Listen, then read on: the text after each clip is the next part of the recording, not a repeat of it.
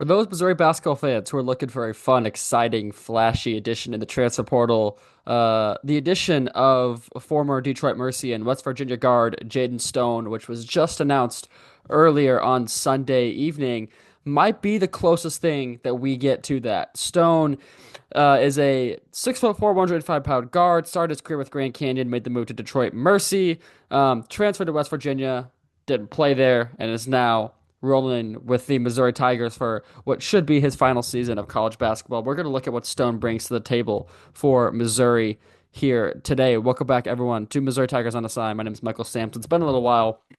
Let's dive into Mr. Jayden Stone. He's an interesting player that's going to bring a lot of really good things to this Missouri squad.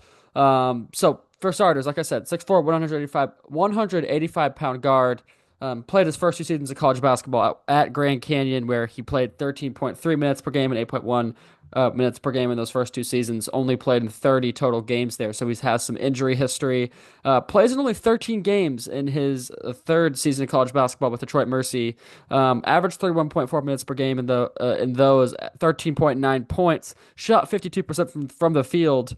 52% from three and 49% from the field. So really a glimpse of what he could do with some high volume of offense. Only appeared in 13 games though, for not playing again. And then his 2023-2024 season was his breakout year.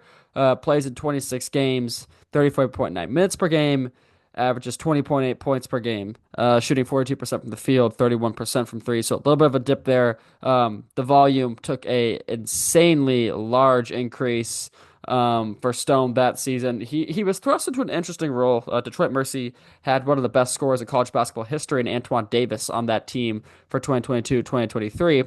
So put him in an interesting situation where he kind of had to step into a bigger role than he was probably used to. He was the third leading scorer on that team, but yeah, 2023, 2024 comes around. He's looking for a bigger role. He does just that. High volume, efficiency dips a little bit. That can be expected. And then he wants to make the move to Power 5, does that, goes to West Virginia, joins Darren DeVries. It was his first year as a head coach there. Suffers an upper body injury and did not play a single game in a West Virginia uniform. So now he will be looking to play his first Power 5 college basketball minutes as a Missouri Tiger. And we're going to get into more of his play style here in a second. But the biggest thing for Stone is going to be staying healthy. He's had injury issues for most of his career, and he's a pretty darn good player when he can stay healthy. When he is not healthy, he's not much help on the bench. So like I said, he's a great scorer. You can see in the 20.8 points per game, he was shooting 7.7 threes per game in that last season of basketball that he really played for Detroit Mercy. The efficiency dipped, but again, he can score at all three levels. He likes his mid range. He is athletic. He can get to the rim, and he again is not afraid to shoot the three ball at all. I think this is a really good fit for Missouri's offense. Again, assuming that he stays healthy. I don't know what the level of confidence is going to be for Stone right away, but this seems like the type of player that you could give a green light to, and he'll be able to take some shots and take it upon himself to score. Uh, you have guys returning like Mark Mitchell, like Ant Robinson, who are going to be expected to take on an offensive role, and you have Sebastian Mack as well. So where he fits into the rotation is a little bit of a puzzle yet to figure out. And I honestly don't really know where he's going to fit in. This might be one that takes a little while for him to gel. But again, he is a pure scorer. Defensively, not an elite defender, but I don't think he's a negative defender, and a great athlete as well. He's strong against, he is every bit of 6'4", 185.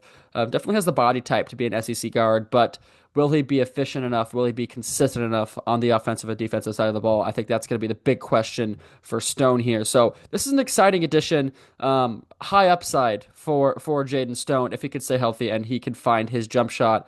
He's going to be an impactful player for Missouri. Obviously, if he's not healthy, that kind of limits what he can do. It's really out of his control, obviously, but there is some concern there. But inefficiency could be an issue, and if he's not, then it's going to be hard for him to crack the rotation. But again, high upside for Jayden Stone, who is the fifth transfer portal addition for the Missouri Tigers. He joins Sebastian Mack from UCLA, Javon Porter from Loyola Marymount, Luke Northweather from Oklahoma, and Sean Phillips Jr. from Arizona State. So Plenty of fun additions. Again, if you're looking for a flashy, exciting player, Stone might be the closest one.